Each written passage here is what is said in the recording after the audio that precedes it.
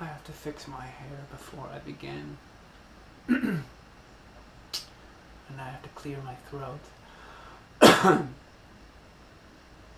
have a friend who coughs a lot during this time of the year because he's got some kind of allergic reaction to dogweed.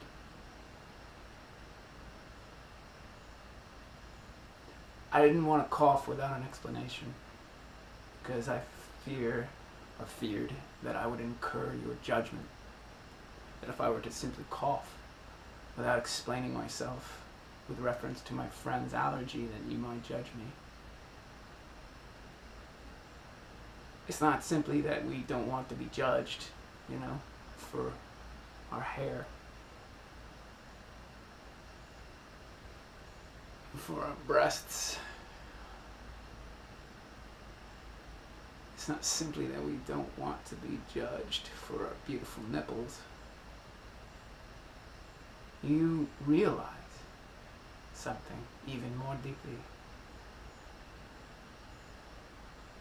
I want approval. Now, I'm not supposed to want approval, because the minute I want approval, I'm going to be judged. So I'm going to receive the judgment, and I'm not going to get my approval on top of that. So it's a double whammy.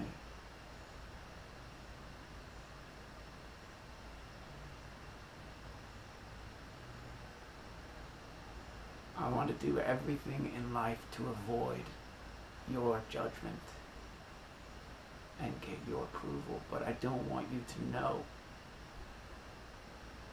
that I'm getting your approval and avoiding your judgment, because then you would judge me for needing approval. And that would cancel everything, because then that would make me depressed. And I'd start to feel codependent. And I would seek popularity. And I would flatter people. All these little machinations designed to acquire something to make me feel better. And in this case,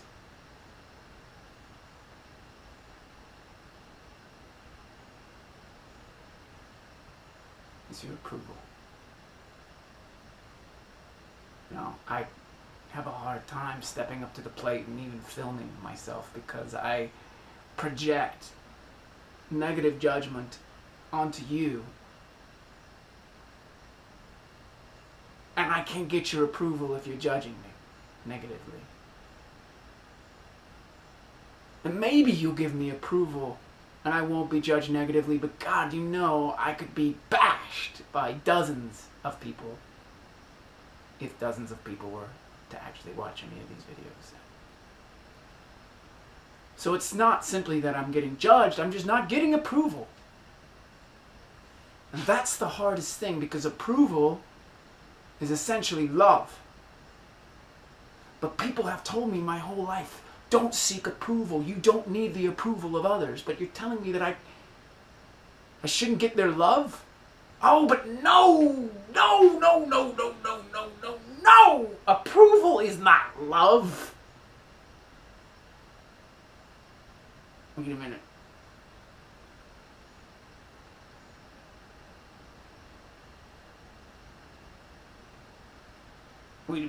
What is approval? When I walk outside onto my porch and I'm living in this beautifully painted house, it's a white house with green shutters, and I'm walking out on my porch in the morning, it's Sunday, I've got a cup of coffee in my hand, I'm gonna sit.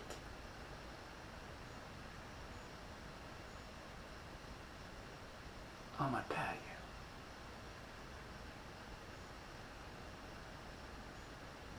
I'm gonna feel the wood creaking underneath my feet.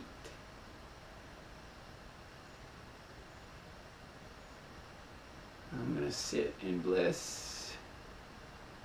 And I am going to feel the approval of being itself. I'm going to feel that everything approves of me. On that Sunday morning,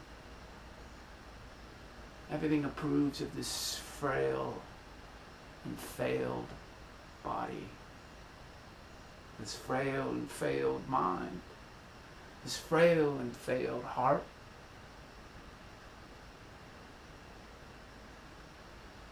Everything approves of me, but that can't be true.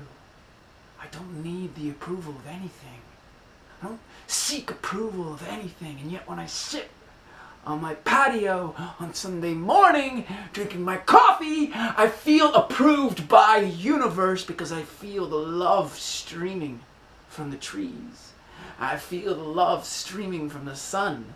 I feel the love streaming from the clouds. I feel the love streaming from the cats and the dogs and the squirrels and the birds and the insects and the people and the trash cans. They're all streaming their love. They all approve of me, even when I feel so conflicted that I'm seeking the approval of others.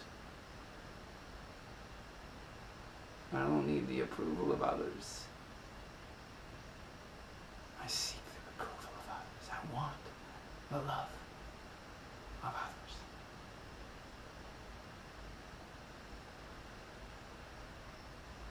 I was the homecoming king of my high school many years ago. And there was only like 1,200 or 1,300 people in this high school. And I'm not supposed to tell you this, but it's been so much time, I don't think I'm going to get in trouble. But I was pretty much running against the entire football team. That's not the part I'm not supposed to tell you. Here's the part I'm not supposed to tell you.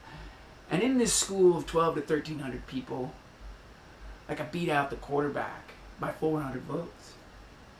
I was really proud of that privileged piece of information that I wasn't supposed to know or share with you.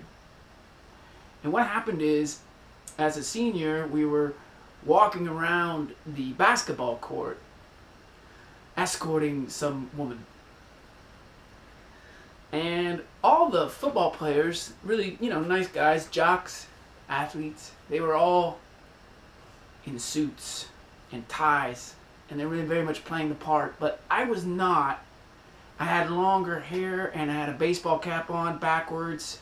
I had a nice Oxford on with a like a sunflower tie, but then I had a green bathrobe, and then I had white jeans, and I had cowboy boots. And I was walking around, and as I entered the gym, I remember there was an English teacher who said I could not walk around the homecoming court looking like that. And I said, well, I'm going to do it anyways. That was quite an act of defiance. And I had chosen as an escort a woman who I felt was as crazy as I am. She asked me many years later, why did you choose me? I said, because you're crazy, like me. And, I was walking around in front of the whole school. And I guess I was really popular because I won that. And ever since then, when you get a taste of that and you dip into all that kind of love, where you're loved by multitudes, you can't go back. You need approval. You need love. From then on, there's no going back. So ever since then, but probably before then, let's be honest, I've been seeking approval like a man seeks water in the desert. I have been seeking your love, and I have been seeking the love of rocks. I have been seeking the love of weeds. I have been seeking the love of butterflies. I have been seeking the love of all inorganic matter. I've been seeking the love of all organic matter. I've been seeking the love that is ever present. I have been yearning for the approval of being itself, seeking the approval of being, seeking the love of being. And some would say, oh, you can't seek it. It's you, yourself, who have to be the love that you crave.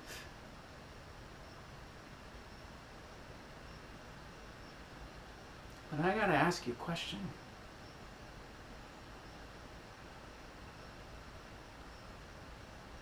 If I'm not seeking your love, if I'm not seeking your approval, then why are you feeling love in the first place? Toward anything, toward me. Everything is inviting you to love. Everything is inviting you to love. Everything is yearning and burning for your love. So you give it and you overflow. You're responding to the invitation of being, of reality, of the heart itself that's saying, love me. Love me. But you're like, that doesn't even make sense. Nothing's out there asking me to love it. And then my question to you is, then why are you loving if nothing is asking you to love? But that doesn't make sense, you tell me in reply. A flower is not asking me to love it. Or is it?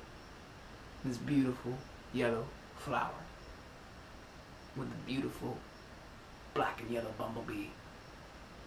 You're telling me that that's not asking you to love it. Well, what is it doing? It's attracting this bee. It's attracting your eyes. It's saying, look at me. Pay attention to me. And when we pay attention to something, we're loving it. We're approving of it. Everything is inviting us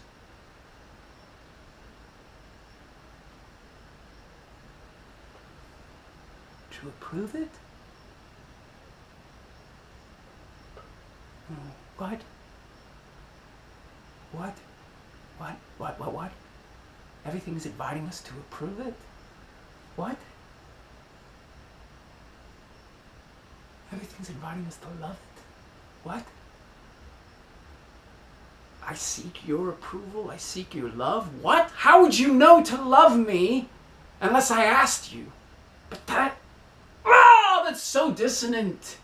That can't be true.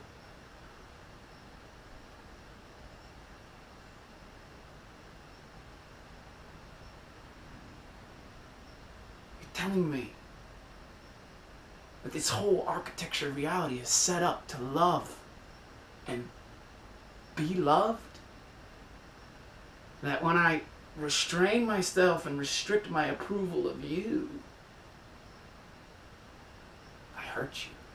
You're seeking my approval. That is so spiritually incorrect. You're seeking my love. Oh, I hate it. Don't you? It's so spiritually incorrect. You cannot be possibly seeking my love. But why would I love unless everything were seeking it? Or would I just be pumping this love into the void that has no reason to receive it because it doesn't need it? What if I need your love? What if I need your love? What if I need your approval? Because you're designed to love me and you're designed to approve of me. What if when I go to work and I walk in through the front doors, I'm looking at myself in the mirror to pretty myself up? Because I'm an attractive guy and I want everybody to approve me, and the way I speak so lovingly and kind, I want everybody to approve me, because when they approve me, they feel love in their own hearts, and that's what I want. I want you. I want you to feel love in your heart, and therefore I need you to approve of me so I can feel your love and you can feel your love. Because if you don't approve of me, you're going to sit there in the corner and you're going to be a grumper puss and a poopy pants. You're going to be a poopy pants if you don't approve of me. And do you want to be a poopy pants? No. So my need for your approval alleviates your condition as a poopy pants, as a negaholic, someone addicted, flat out addicted to negativity. You approve of me, you're going to get positive, you're going to feel great about yourself because you're going to feel love in your heart toward me, because I need you to approve of me. I need your love, because this is not a void. This is not some void where we damp everything down by spiritually correct language that we read in a book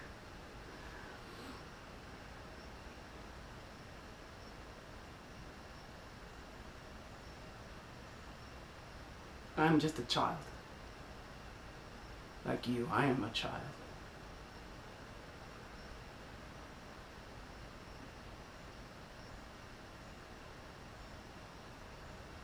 I need your approval like any other child does.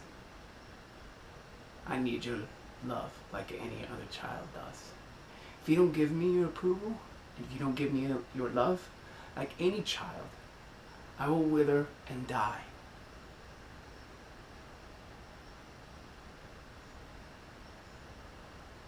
So please think about that next time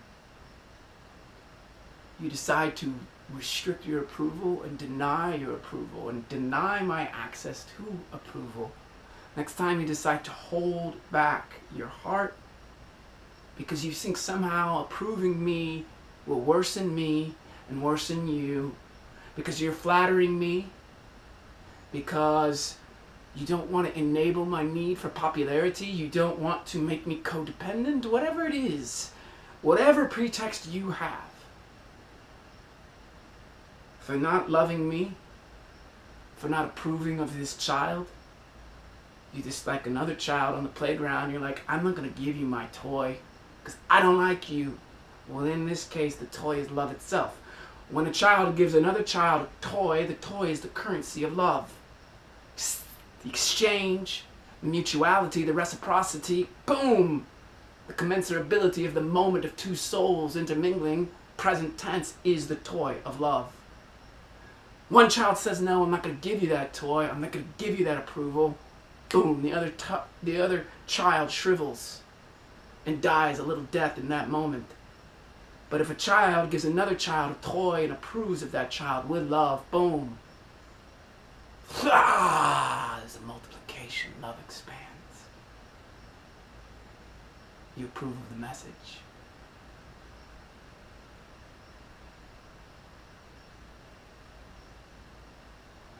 I need your approval. Like the sunlight. I need your approval.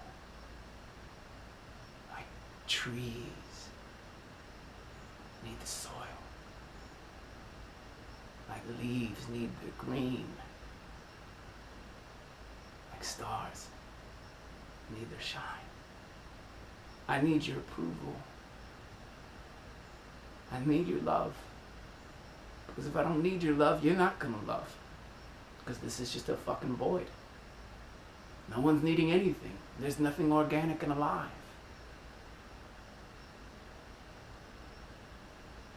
But the great secret is you need my approval too. You need my love. If there weren't a need for love, why would there be any love? If there weren't a need for food, why would there be food? Food exists because we need it. Love exists because we need it. We need. I need.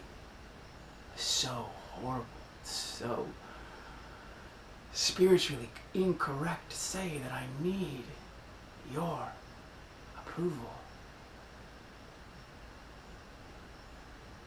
But I do. Because we're both children. And you need mine too.